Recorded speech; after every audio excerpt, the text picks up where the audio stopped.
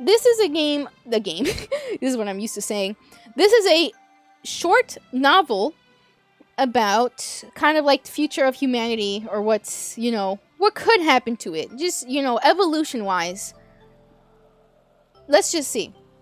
So here it is. Old Tomorrows by C.M. Kosman. Of course, I'm not going to read all of it today because, or maybe I'll try to read as much as I can of it because it is pretty long. But I did really want to show it here on the screen because there's pictures. Stares and scorn. You'll see. Just look at this, alright? Alright, let's start here. This music kind of doesn't fit though. I think this music is too nice. This music is too nice. What happened? There's no songs. Guys, my music broke. No. Give me back my music. Do we want this one? No. Okay, I guess we'll go with this one. I could do my regular playlist. It's time for Cottage Farm ambience. I'm like, this ambience is not going well with what we're gonna read right now. Holy shit. We'll go with this. This is from Smash Brothers. Alright. Let's go down here. All Tomorrows. So, basically, this starts at the future of humanity, like being able to go to Mars. So that's where this starts. Like, Mars is... Now we're gonna head over to Mars. It's inhabitable. That's basically where this starts, as a little bit of a little context. Oh, by the way, when I read this shit kind of traumatized me, because it's kind of body horror. So I'm just gonna warn anybody right now. Let's see. To Mars. After millennia of earthbound foreplay, mankind's achievements on a noteworthy level began with its political unification of the gradual colonization of Mars. While the technology to colonize this world had existed for some time, political bickering, shifting agendas, and the sheer inertia of comfortable terrestrial usurping had made this step seem more distant than it actually was. Body horror kind of does sound like scorn. Yeah, it is kind of that. Need it now? Hold on. So there's only a book. This doesn't have no game or anything. This is only a book. Only when the risks began to present themselves, only when Earth's environment began to buckle under the strain of 12 billion industrialized souls, did mankind finally take up the monstrous task. All through the decades, traveling to and later settling on Mars had been envisioned as a quick, relatively easy affair, complicated, but feasible and manageable in short time. As the push finally came to a shove, it was realized that this was not the case. It had to go step by step. Atmospheric bombardment by genetically tailored microbes slowly generated a breathable atmosphere in a cycle that took centuries. Later, a few cometary fragments were knocked off course to bring forth seas, oceans, water. When the wait was finally over, remnants of Earth's flora and fauna were introduced as specially modified Martian remakes. When everything was ready, people came from their crowded world. They came in one-way ships, fusion rockets, and atmospheric gliders, packed to the brim with colonists. Sleeping in dreams of a new beginning, the few steps of Mars were taken not by astronauts, but by barefoot children on lush biosynthetic grass. You excited about the book? Yeah, hell yeah. I'm glad you're excited for this, because I do really like this, but it did kind of give me nightmares a little bit. But this is still great.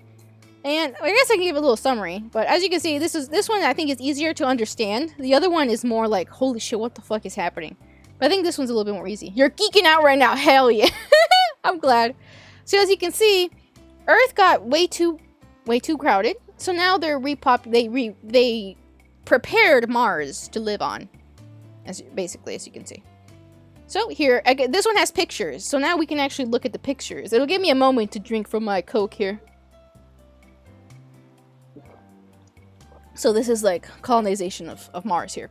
Elandar ferries the first people to the pre-terraformed Eden of Mars. Let's see. The Martian Americans. For several hundred years, Mars remained as a backwater, prospering but still dim compared to the splendor of Earth, which was growing brighter than ever before. Thanks to the relocation of environmentally demanding industries to Mars, Earth could usurp everything without having to damage its tired biosphere. This was the terrestrial heyday, the climax of economic, cultural, and social development on old Earth. Oh my god, thank you for the bit! One shiny bit for emo thing, looking at pictures. I'm like, oh my god, guys, it's good. Pictures. Thank you for the bit. Thank you, Kasai. Thank you. Please. I was like, whoa, what was that? My favorite part about the bit is that it falls inside the little jar, which I still need to update. Anyway. This, however, was not to last. Like the gradual separation of America from her European mother, the government of Mars adopted a new Martian identity. They became the Martian Americans. Martian Americans is kind of hilarious, if I'm going to be honest. The difference between Earth and Mars was not only political, a few generations in the lighter gravity gave the new Americans a spindly, lithe frame that would look surreal in their old home. This, combined with a certain amounts of genetic engineering, took the Martian separation to a new level. For a while, the silent schism between the two planets were mutually accepted, but the balance of power hung in an edgy equilibrium. But the Terra-Martian standoff could not last forever. With limitless resources and energetic population, Mars was bound to take the lead. So you know, they're doing like, you know, America, where Mars wants to separate from Earth. And this is a Martian here. So we can look at him if you want. Avoiding any beauty pageants.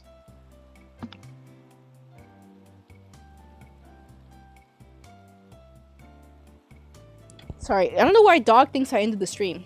But anyway, yeah, he kind of looks... Well, as you can see, as you heard, they're supposed to be like spindly or whatever. Like skinny and taller. Alright, let's keep going. Civil War. Oh no! The Martian turnover was expected to occur in two ways. Either through long-term economical gains or by a shorter but painful armed conflict for almost 200 years. The former method seemed to take effect. Oh no! But this gradual stretch eventually did break in a most destructive way. Almost since its establishment, Martian culture was suffused with an explicit theme of rebellion against Earth. Songs, motion pictures, and daily publications repeated these notions again and again until they became internalized. Old was the old, ossified home that held humanity back, while Mars was the new, dynamic, active, and inventive. Mars was the future. This ideology eventually reached its semi-paranoid, revolutionary apex. Roughly 1,000 years from now, the nation of Mars banned all non-essential trades and travel with Earth. Oh no. For Earth, it was a death sentence. Without the resources and industries of Mars, the terrestrial heyday would quickly dissolve into a pale shadow of its former glory. Since a trade of essential goods continued, nobody would starve, but for every citizen of Earth, the Martian boycott meant the loss of up to 3/4 of their yearly income. Earth had no choice but to reclaim its former privileges, by force if necessary. Centuries after her political unification, Terra geared up for war. Most thinkers and fantasists of previous times had imagined the interplanetary war as a glorious, fast-paced spectacle of massive spaceships, one-man fighters, and late-minute heroics. No fantasy could have been further from the truth. War between planets was a slow, nerve-wracking series of precisely timed decisions that spelled destruction on biblical scales. Most of the time, the combatants never saw each other. Most of the time, the combatants were not there at all. War became a duel between complicated, autonomous. Why was that so hard to read?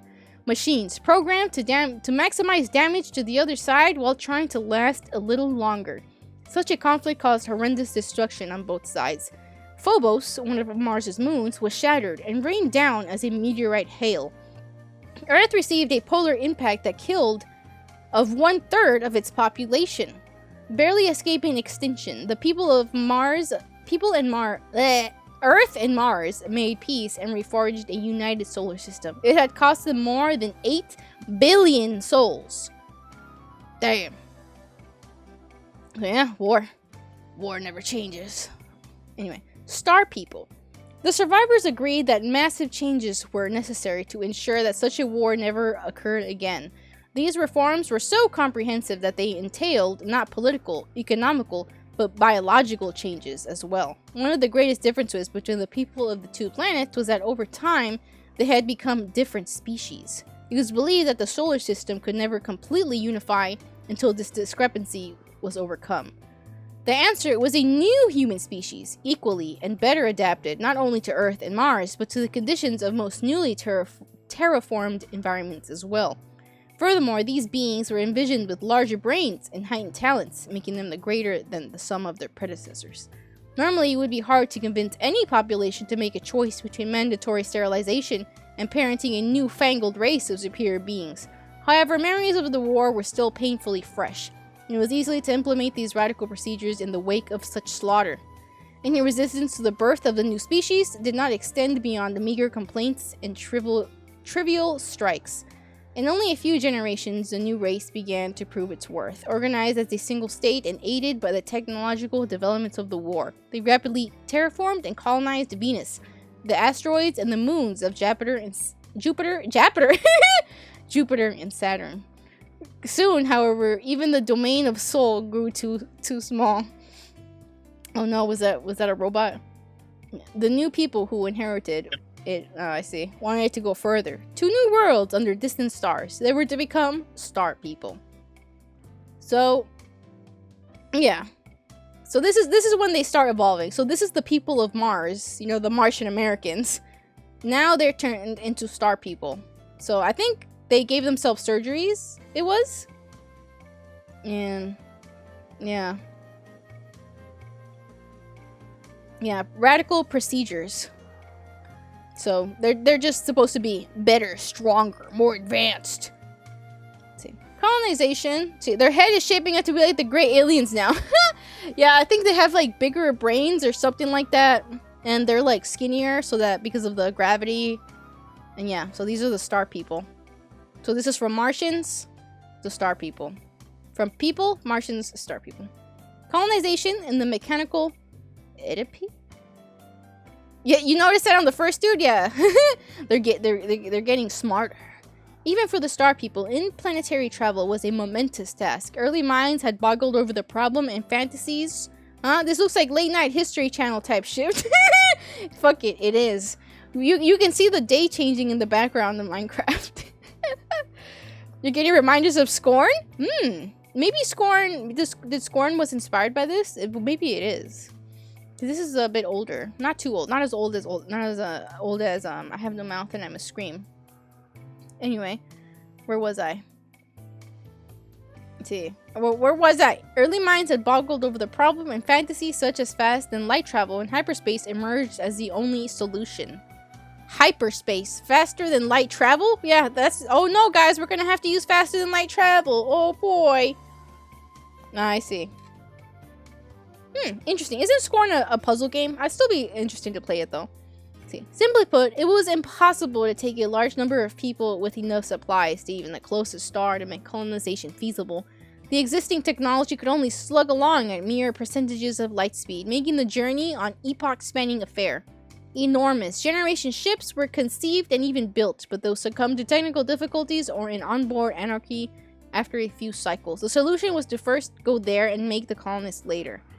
To this end, fast and small automated ships were sent forth to the stars. On board were semi-sentient machines programmed to replicate and terraform the destination and construct its inhabitants from the genetic material stored on board. Yeah, it's mostly a puzzle game. Yeah, I mean, I'd still play it. Bizarre problem plagued such attempts. The first generation of humans to be manufactured sometimes developed a strange affection for the machines that made them. They rejected their own kind and perished after the massive identity crisis that followed. This technical Oedipus complex was not uncommon. Nearly half of all the colony founding attempts were lost through it. Even then, however, the remaining half was enough to fill humanity's own spiral arm of the galaxy. So here, you know, they sent out this thing that was gonna make humans out of soil, but then, you know, a lot of them, that's a little weird, you know, being made out of soil. So yeah, as you can see, some of them became more, more attached to their creators. Oh, I see. That's interesting. I would definitely try it. Is it cheap? How expensive is it? So alright, let's keep going here. The Summer of Man. Right after mankind's colonization of the galaxy came its first true golden age. Reared by machine prophets, the survivors of the Oedipal plague-built civilizations that equaled and even surpassed their solar forebears. It's $40. It has its flaws. I mean, that's fine. But $40 though? Damn. I don't know about that one.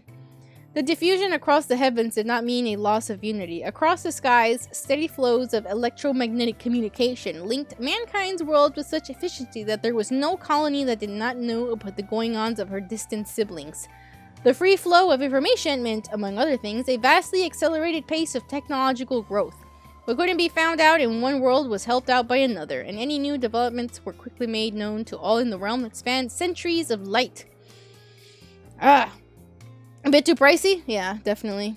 Not surprisingly, living standards rose to a previously unimaginable level. While this did not exactly mean a galactic utopia, it was safe to say that people of the colonized galaxy lived lives in which labor, both menial and mental, were purely compulsory. Compulsory? Thanks to the richness of the heavens and toils of machines, each person had access to material and cultural wealth greater than that of some nations today.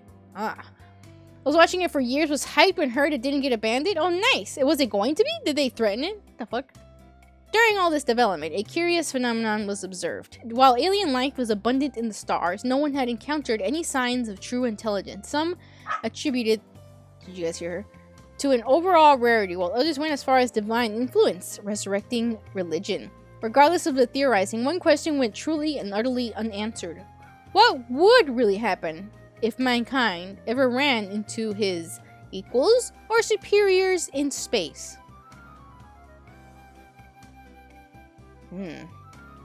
What if? Look at their big ass heads. Two star people watch a holographic movie as they lounge under the remnants of their colonized world's indigenous flora. For them, is a life of continual bliss. Beautiful. You got radio silence and we got update to release. Nice. They are the origin of the gray aliens. Lamau. An early warning. During those times, a small discovery of immense implications warned humanity that it might not be alone. On a newly colonized world, engineers had stumbled across the remains of a puzzling creature, considered so because it had every hallmark of terrestrial animals on an alien planet. Justifiably named Pandaveris pandora, the colossal fossil belonged to a bird-like creature with enormous claws. Later research determined it to be a highly derived Theranozenosaur from a lineage of herbivorous dinosaurs that died out millions of years ago on Earth. While every other large land animal on that colony world had 3 limbs, a copper-based skeletal system, and statistically operated muscles, Pandaveris was a typically terrestrial vertebrate with a calcium-rich bones and 4 extremities. Finding it was as unlikely as finding an alien creature in Earth's own strata. So they found an Earth thing on another planet that they inhabited, basically. For some, it was irrefutable proof of divine creation. The religious resurgence, fueled at first by mankind's apparent loneliness in the heavens, got even more intensified. Others saw it differently. Pandaveris had shown humans that entities, powerful enough to visit Earth, take animals from there and adapt them to an alien world, were at large in the galaxy. Considering the time gulf of the fossil itself, the mysterious beings were millennia older than humanity when they were capable of such things. The warning was clear. There was no telling what would happen if mankind suddenly ran into this civilization. A benevolent contract was obviously preferred and even expected, but it is paid to be prepared. Silently, humanity once again began to build and stockpile weapons, this time in the interplanetary potency.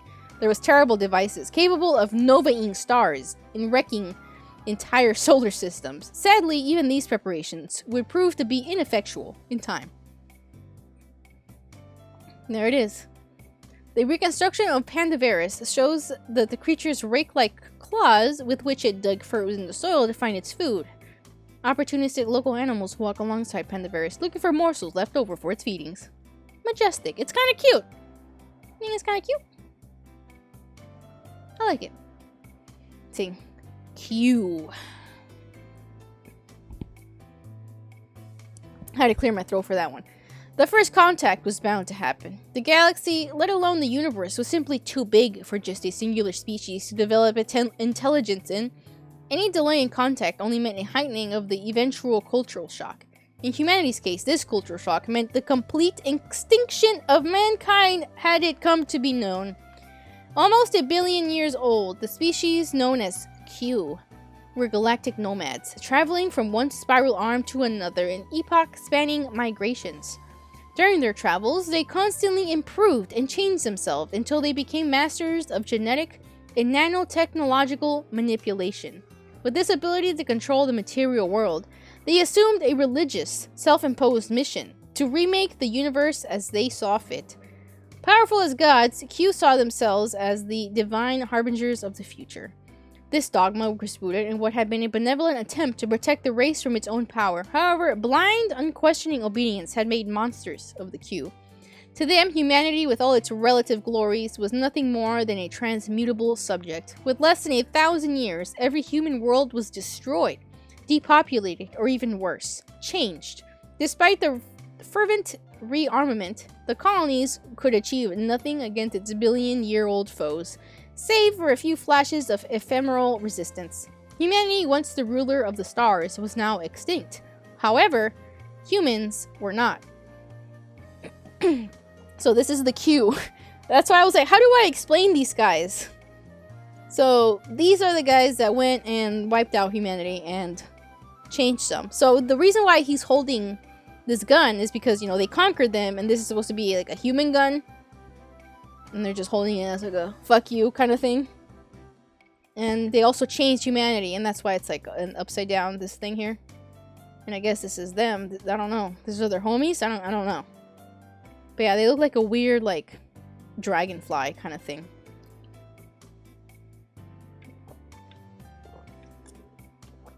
And let's keep going. You see Q triumphant in the fall of man. To his left floats a nanotechnological drone. To the right, a genetically modified tracing creature. Oh, this is a drain and this is a genetic creature. I do really like the art, though. It's pretty cute, isn't it? Man extinguished. The world of humanity, gardens of terraformed paradise, seemed strangely empty to the Q. Often there were no raw materials available other than people, their cities, and a few basic niches of ecology? It's interesting looking at. It's pretty cool, I guess. Populated by genetically modified creatures and plants from Earth. This is because humans had erased the original alien ecologies in the first place.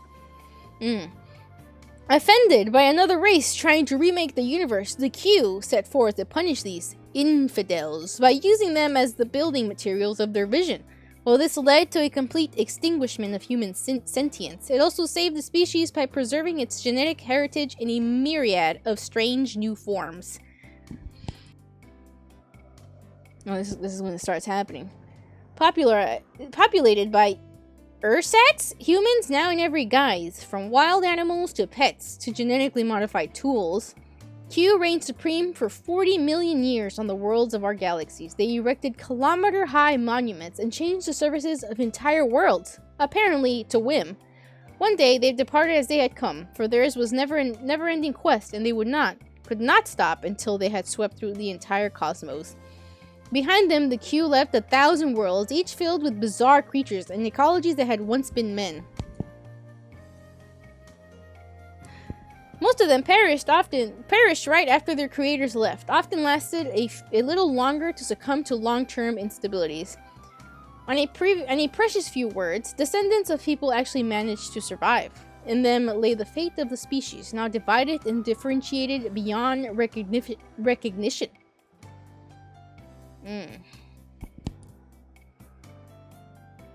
Sorry, just clearing my throat a lot.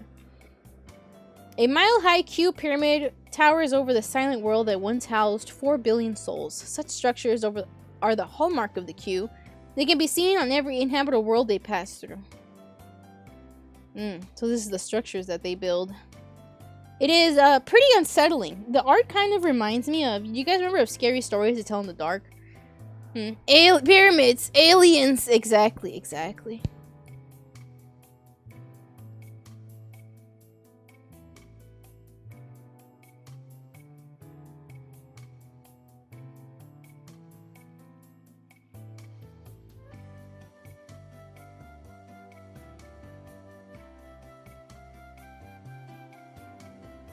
Alright, my bad. Alright, let's continue. Worms. The world lay under a scorching sun, its intensity made monstrous through the interventions of the bygone Q. The surface lay littered with husks of dead cities, baking endlessly like shattered statues in a derelict oven.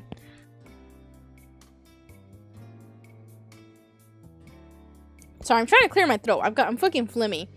Okay, so this is starting to get into the edited species. So this is the first ones. These are the worms. This is a good shit. Look, we're already on page 26. What if I can just read the whole thing? Exactly what I need. Oh, a hydrate. Oh, thank you, Red. I'm gonna drink some water, actually. Thank you.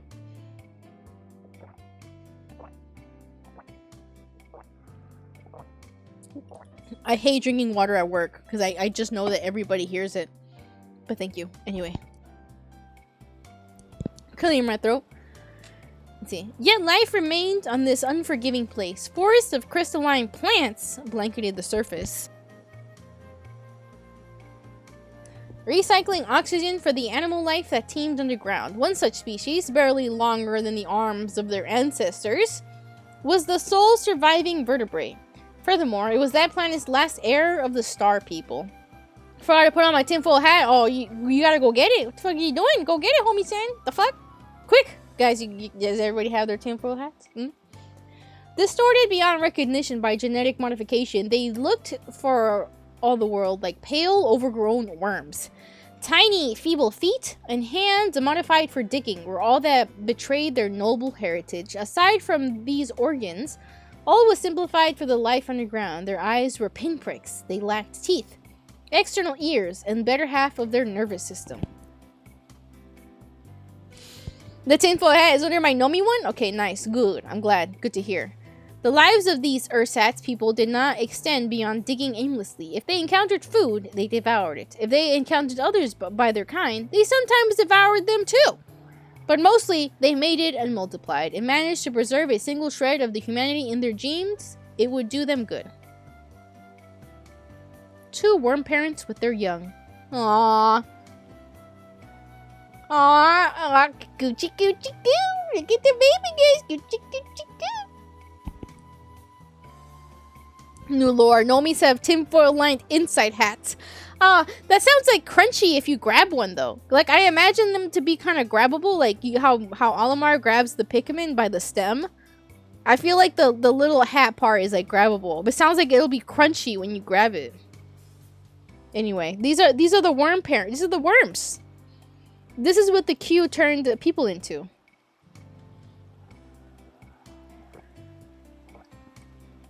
So yeah, what do you guys think of the worms? Let me crack my fingies here and catch my breath.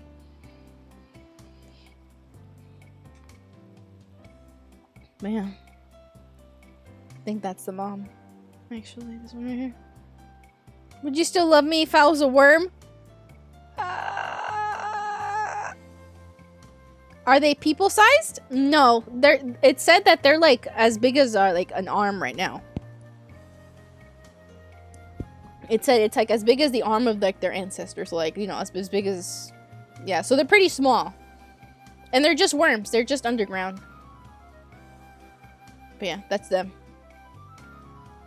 So our arm size, exactly. Yes. Titans. On the endless savanna of long-extinguished colonial outposts, enormous beasts roamed supreme. More than 40 meters long by terrestrial measurements, these behemoths were actually the transmuted offspring of the star people. Several features betrayed their human ancestry. They still retained stubby thumbs on their elephantine front feet, now useless for any sort of precise manipulation except for uprooting trees. They compensated this loss by developing their lower lip into a muscular trunk-like organ that echoed the elephants of Earth's past. As bestial as they seemed, the Titans were among the smartest of the reduced submen that remained in the galaxy. Their hulking stance allowed for a developed brain, and gradually, sentience re-emerged. With their lip trunks, they fashioned ornate wood carvings, erected hangar-like dwellings, and even began a form of primitive agriculture.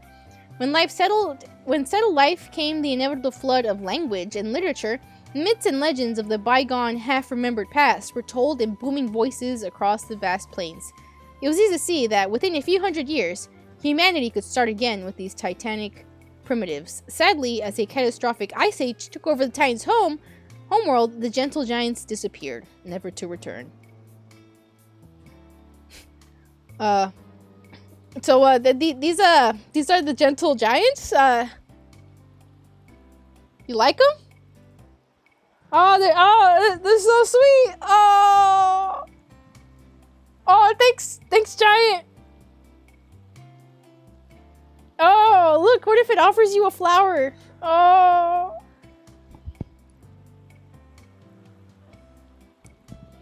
These sections make me want to look up these mockumentaries of, like, there's one that I love that is following the life of an alien whale species. Really? This would go hard as a mockumentary, actually. Let's make it. Let's make it right now. I'll narrate. Kind of looks like a dick on his face. That's actually a lower lip. Like, extended. So what do you guys think about the Titans? I'm gonna drink some of my Coke here. I think it's making my voice squeak because it's cold.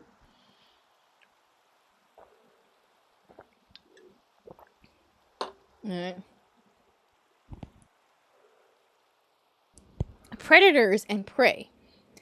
Devolved predators were common among humanity's feral worlds. What end of it am I looking at? Oh, please. No. What are you talking about? No, it's fine. Let's not talk about it. Most of the time, they resembled the vampires, werewolves, and goblins of bygone lore, hunting equally subhuman prey with a combination of derived weaponry. Some had enormous heads with large killing teeth. Oops, sorry. Others tore their victims apart with talon-like feet, and most of the common kinds bore modified fingers and thumbs, bristling with razor-sharp claws. The most efficient of these predators lived on one of mankind's first off-world colonies. In addition to paw-like hands with switchblade thumbs, they also had gaping, tooth-studded jaws on disproportionate heads with large, sensitive ears. All these served to make them the dominant predators of their home planet. They ran the prairies, stalked the forest, and ranged through the mountains in pursuit of different people. Herbivores saltated, I don't know what this means, with bird-like legs. While their prey lapsed into complete animosity, the hunters began to keep a spark of intelligence alive in their evolutionary honing. Oh, this one's sideways. But basically, this is the predator human, so it's kind of like a weird, like, cheetah kind of thing. And this is the prey human. So, yeah. Wait, my music broke. You know what? Let's go back to the other playlist so we can have more variety. I need to get more music. Hold on. There we go. Anyway. So yeah, this is them. Mantelopes. Not all devolved people lapse into complete bestiality. How do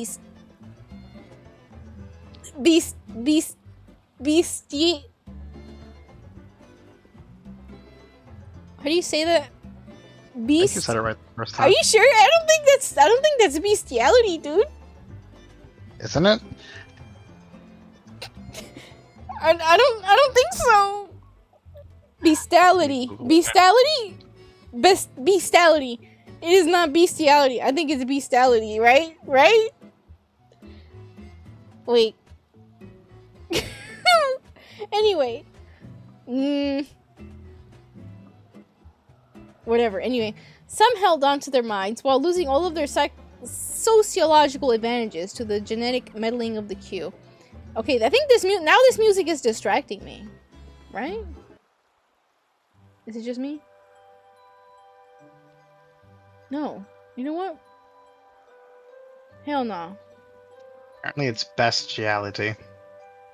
Bestiality? Yep. Yeah. And it is two definitions. The stupid, brutal quality of a beast or sexually active between a person and an animal. Oh. Huh. It's best. It says best, not beast, though. Yep, this is what it is. Oh. So this word has two definitions. We're going back to the reading playlist. Oh. Well, that's goofy. Okay, anyway. A singular species was a prime exemplar. They had been bred as singers and memory retainers, acting much like living recorders during the reign of the Q. When their masters left, they barely survived, reverting into quadrupedal stance and occupying a niche as grazing herd animals. This change was so abrupt that the newly evolved mantelopes endured only due to the forgiving sterility of their artificial biosphere. The mantelopes, equipped with, if slightly numbed, human minds and completely disabled human bodies, lived agonizing lives. They could see and understand the world around them, but due to their bodies, they could do nothing to change it. For centuries, mournful herds roamed the plains, singing songs of depression and loss. Entire religions and oral trademarks were woven around this crippling racial disability, as dramatic and detailed as any on bygone Earth. Fortunately, the selective forces of evolution made their agony a short-lived one. Simply put, a brain was not advantageous to develop if it had not been put into good use. A dim-witted, half-minded mantelope grew up faster than a smart one and grazed just as efficiently. The mantelope's animal children overtook them in less than 100,000 years, and their melancholic world fell silent for good. Nothing was sacred in the evolutionary process. So, there's the mantelope. So yeah, these guys were, you know, sentient, and then can't do much. You know, if you don't use it, you lose it. All they could do was graze. I mean, sounds like a good time to me. That's all I'm saying. Yeah, let's do a couple more here, because I am deadass getting a little tired. Like, fucking out of breath. I feel like I've been running around a little bit. So let's do a couple more here. Swimmers. Hey, yo. Because their life cycle involved an aquatic larval stage. So the alien whale thing I mentioned, I think is like 1 hour in length. Wait, what is it? What was it again?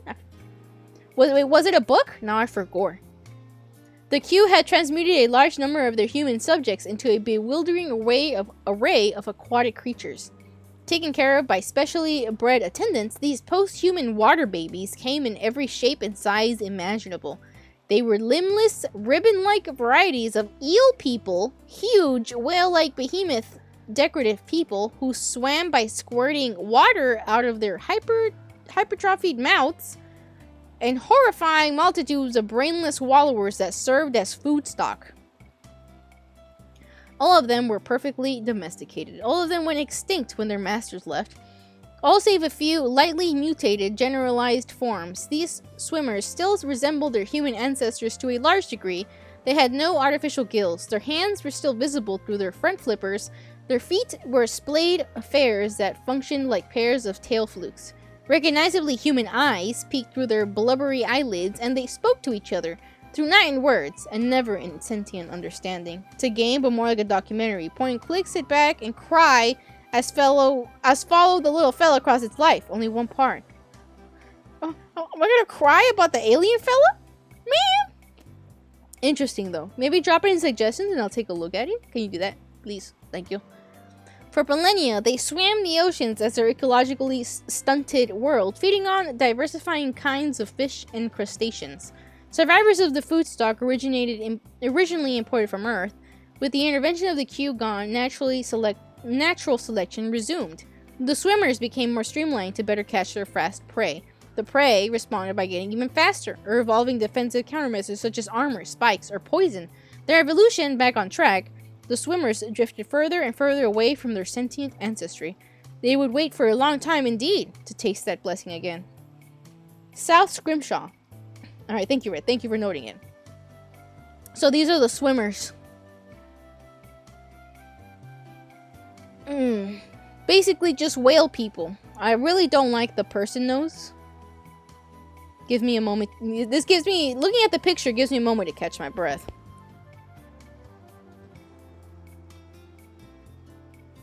I want to be them? No? You want to be away from the water? But what if you were a fish? I was a fish. I'll kill myself by staying on land and suffocate that way. I think you could breathe in both. I mean, I think these are the most uninteresting because I feel like it's just a whale with like a nose. But yeah.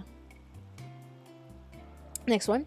Lizard herders, they were the lucky ones. Instead of unrecognizably distorting them as they had done to most of their subjects, the Q had merely erased their sentience and stunted the development of their brains. There's a part 2 now? Oh, nice! Hell yeah. Distantly resembling their ancient forebears of Earth, the primitives led feral lives for an unnaturally long time. They never regained sentience after the Q left, despite having every incentive to do so.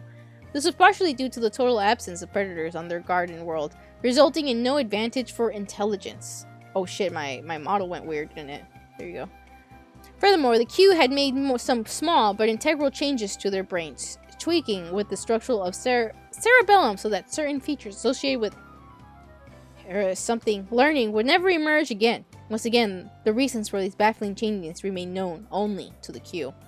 The dumb people eventually settled in a symbiosis with some of the other creatures that inhabited their planet. They began to instinctively farm some of the large herbivorous reptiles, ancestors of which were brought from Earth as pets. Reptiles! Soon the balance of their mutualism began to tip in the reptiles' favor. Oh yeah, the tropical climate of the planet gave them an inherent advantage, as they underwent a spectacular radiation of different species. They encountered no competition from the only large mammals on the planet, the brain-neutered descendants of the Starfarers. Faced with a reptilian turnover, the only adaptation of the submen could muster was to slip quietly into bestial oblivion. It's free too? It's in the budget, please? Too expensive for me, please. A lizard herder scans the world with blank eyes as his stock grows stronger and smarter. The future does not seem to belong to him.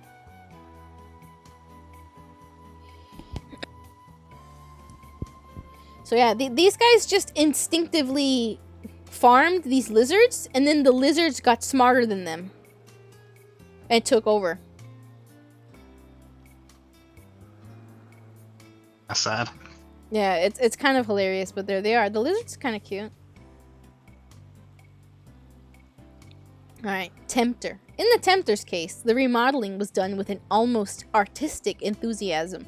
How they managed to survive in their bizarre form was not clear. Their ancestors were used as Cecil decoration, and through some miracle of adaptation, they had endured.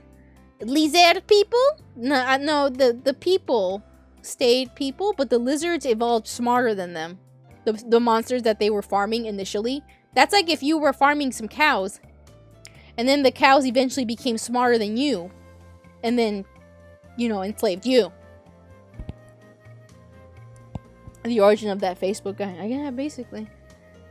Anyway. No human would have recognized them as their descendants. The females were beaked cones of flesh, some 2 meters tall, rooted in soil like grotesque carnivorous plants. The males, on the other hand, resembled contorted bipedal monkeys. Unlike their mates, they were perfectly ambulatory. What is this word? Domestication, yes. Dozens of them ran around the females' mounds like so many imps. Some would gather food. Some would clean the females, while others would stand on guard for danger. Although their actions looked purposeful, the males had no will of their own. In Tempter society, females controlled everything, using a combination of vocal and pheromonal signals. They guided with masculine hordes into any number of menial tasks, while mating with the strongest, the most obedient, and the dumbest to produce even better drones. On certain periods, they would also give birth to a few precious females, who would be carried away by subservient males to root themselves. It was a terribly efficient hegemony, something that would certainly give rise to civilization in a matter of centuries had fate not intervened. As a stray comet obliterated the Tempter's mound forests, one of humanity's best changes for emergence was cruelly swept away. Let's see. A male and female Tempter illustrate the sexual discrepancy that is characteristic to their species. Note the female's elongated, pit-like vagina. When mating, the males descend into it like subway commuters.